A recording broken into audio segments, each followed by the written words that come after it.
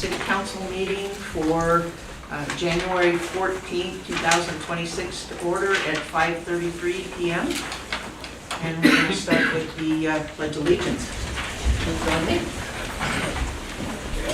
I pledge allegiance to the flag of the United States of America and to the republic for which it stands, one nation, under God, indivisible, with liberty and justice for all.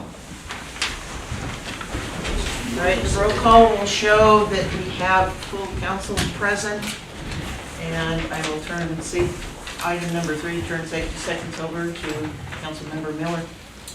Thank you, Mayor. In doing research on safety seconds, I read a piece that suggested that before we do anything, we should sit down, think about it for 4 or 5 seconds before we move. And I think that's good advice, whether it's making an important decision, backing your car out onto the road, or whatever it is. I know my backup alarm on my car has saved my something several times. So I think it's good advice. Think about it for 4 or 5 seconds before you act.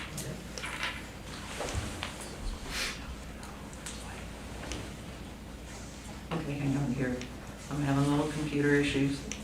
I have scrolled way too far. You want a paper agenda there? No, I'll be fine now. I'm good. I'm good. I got it. All right. We're going to agenda item B, public hearing.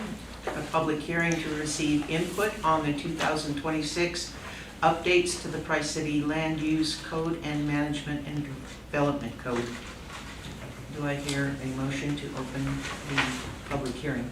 Mayor, I move that we move from regular city council into a public hearing. At 5:35. Yes, I was just going to say. Second. You have a second? Second. All right. All in favor? All in favor? All in favor. Thank you. All in favor? Aye. All right. Would you, Nick, would you please take time to explain that? Sure, be happy to, Mayor. This is part of the annual cycle. Every year, the Planning Commission considers and reviews potential updates to the code or the ordinance, the zoning ordinance, and reviews those at their annual training meeting, which we call a retreat. That was held about, I can't remember, right at the end of November, 1st of December, so it's been a month or so ago. Reviewed those changes. The Planning Commission also held a public hearing and reviewed those changes on Monday night. And the couple changes, you have a summary there, but there's really 2. One change is about what's called a PUD plan, so in a private development, a management plan. That one change shows up 6 or 8 places through the document in the different zones and things. The other change relates to some parking requirements in some developments, so it actually solidifies the Planning Commission's ability to require some additional parking should they think it necessary.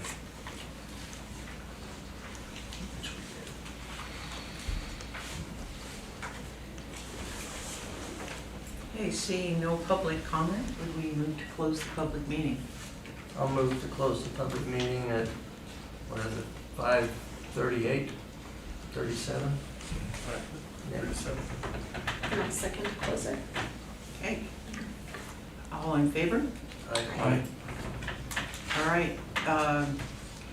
We missed item A, but I will go back to it after we do item C, and that is ordinance number 2026-1, consideration and possible approval of the ordinance adopting the updates to Tri-City Land Use and Management Code 2008 edition. Do I have a motion? I'll move that we adopt ordinance 2026-001, consideration of the land management and development code. Second. I have a motion and a second. All in favor? Aye. All right, we'll go back to A, which is quarterly safety drawing. Drawing for the quarterly safety prize for the qualifying Tri-City employees. And I'm gonna roll it and you get to draw it.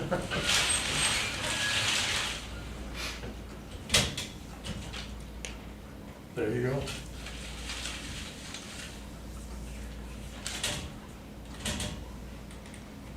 Linda. Maybe we better, do we? No, I think that'd be a good We're going. gonna give it to her? Yeah. But she earned it before she left, so. Perfect. Yeah. You saved up all of it? You let Okay. her, Lisa, will you let her know? Yeah. All right. Yeah, I'll probably see her tomorrow. She retired before. I bet you she She had a lot of entries. 44 years. All right.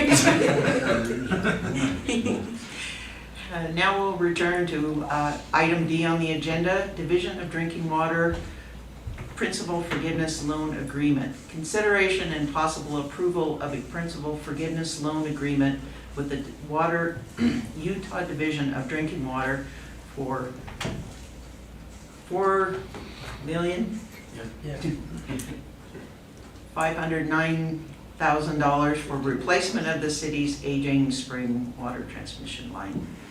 Miles, would you please? Sure.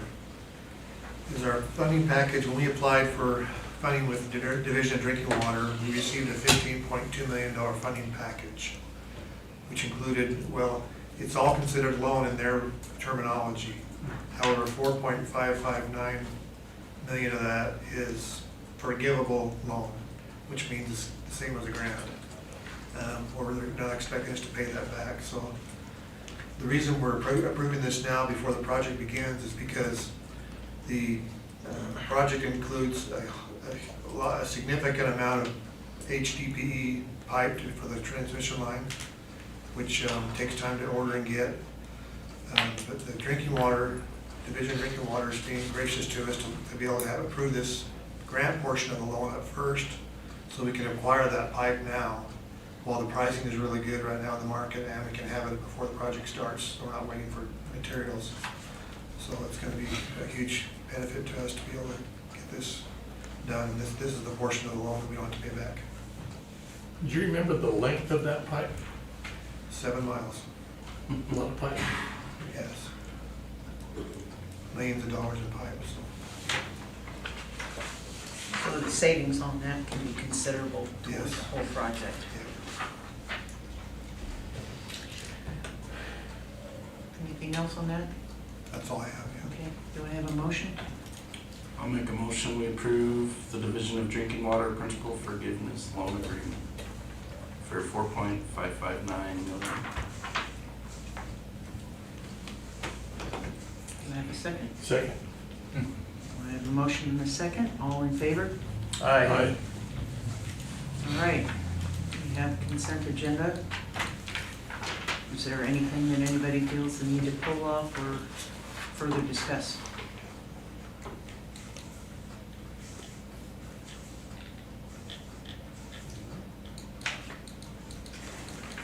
I move that we approve consent agenda items A through J.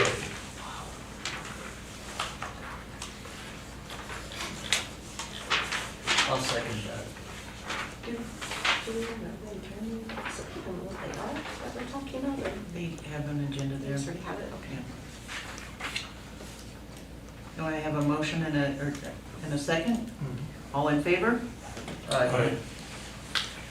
All right, we will move to public comment. And as you've noticed, we will limit public comment to 2 minutes per person. No action can be taken on the discussed item. If we can, on a specific item, we will open a work order. If not, if it's something that needs further discussion, we will look at putting it on the agenda for the next session. Do we have anyone with public comment? Mr. Jackson? Okay, wow. I was hoping somebody else would get up besides me. Okay, my name is Wayne Jackson. I live at 520 Rose Avenue. Welcome to the new board members, or council members. Short and sweet. I've been asking for 2.5 years about signage for pedestrian crosswalks. 600 South and Carbon Avenue, and all the way up Carbon, because I almost got hit the other morning, and I'm wearing bright neon clothing, and the idiot flips me off. And I stop, and I'm going, what's going on here? So I heard that we might put signage up now. Yeah, did I hear right in the work session, or did I misunderstand it? We will be looking at signage for all over the community Okay. that might calm traffic. So And my biggest worry, we need crosswalks. Get Maverick to help pitch in and put a crosswalk at 600 South and Carbon Avenue. School bus stops there, kids just run across the street. Someday, somebody ain't gonna see it and, ow, we hit another pedestrian. That's my worry. My worry is I walk my dogs in the morning, some of you might see me. All you gotta do is look for bright red neon cloth. I'll keep it short, but that's my biggest concern, Mayor. Hopefully, we get something done after 2.5 years. Because I said, I've been told, call Utah DOT, and I've called and they left a message, nothing happens. So we need to take charge. And that's my opinion. Thank you, very Mayor. much. Thank you. Thanks.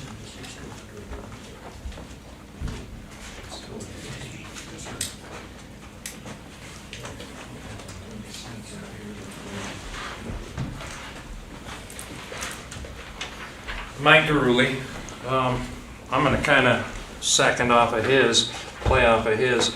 Is there any plan for a street light at that corner there at the new Maverick? The issue that's coming up is the traffic. I got stuck behind a semi the other day for 7 minutes. I know that doesn't seem like a very long time, but I've been using that road. I've lived down there for 22 years. And since that Maverick has gone in there, the traffic has got ridiculous. With the cars coming in and out of there, we've got kids going across that street. If we had a street light right there for that intersection, you could get rid of a lot of that problem. And again, I've also seen many a times where we've had near misses because of the width of that road right there. Those kids can't get across. We don't have clear signage for them to walk, a clear crosswalk for them to walk. For them to get to the nearest crosswalk area, they have to go all the way up to the light at the highway, or they have to go clear up to 5th South. That's the nearest actual crosswalks that are right there. And so I kind of agree with him quite a bit. And the more traffic that's coming, and this is all just fall months, once we get into the summer, it's going to be even worse. So, do we have any ideas? We have been working with UDOT, that is their road. They're supposed to have a study underway. We will follow up on where that is and what actions are going to be taken. Perfect, thank you. And welcome for our new members, and Madam Mayor, thank you. I appreciate you. Okay, thank you for coming.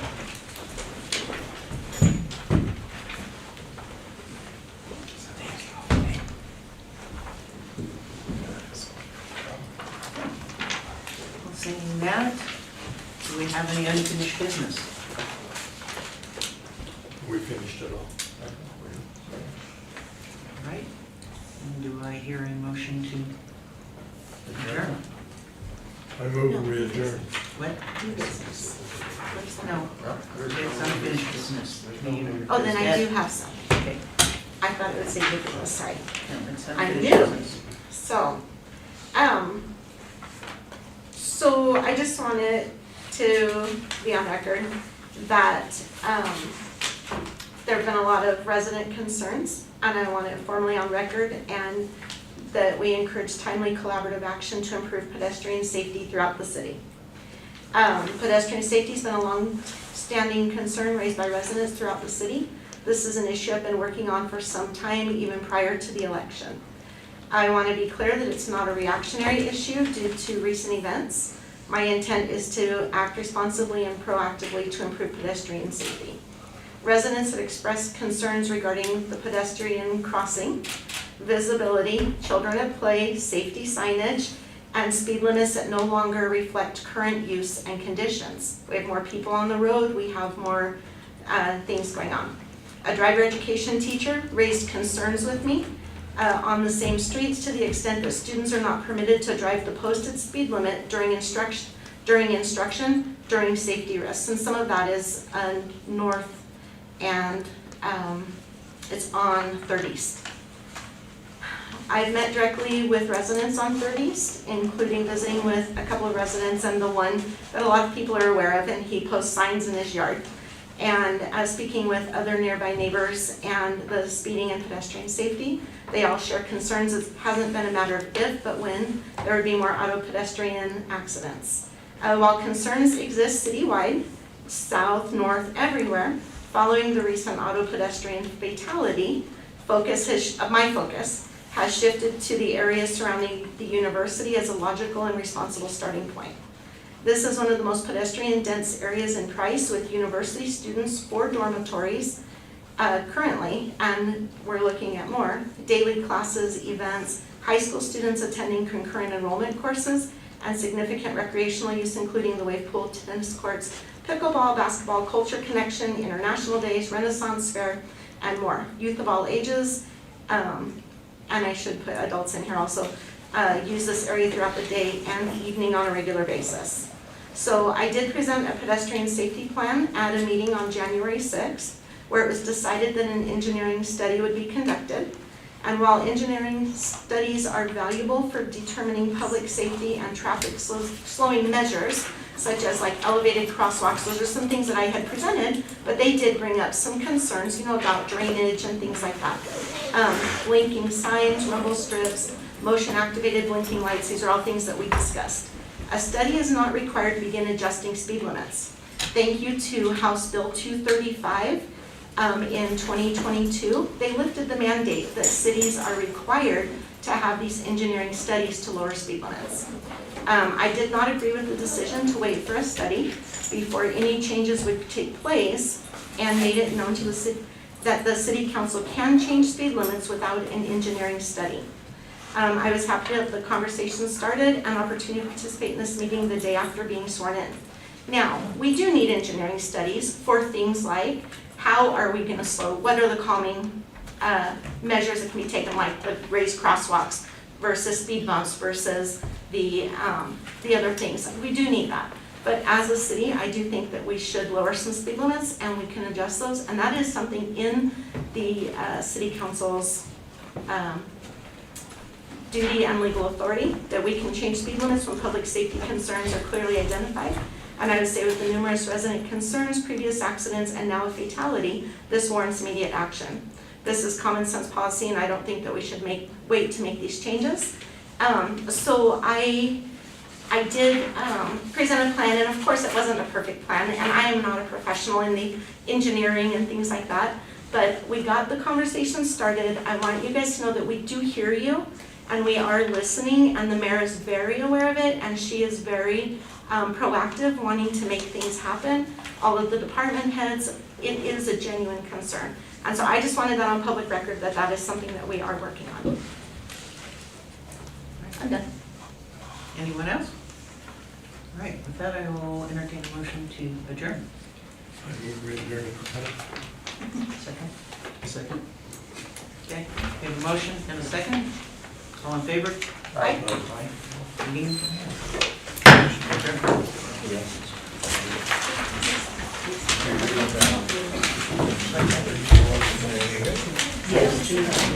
So, Yeah, if the system works, then you're supposed to it shows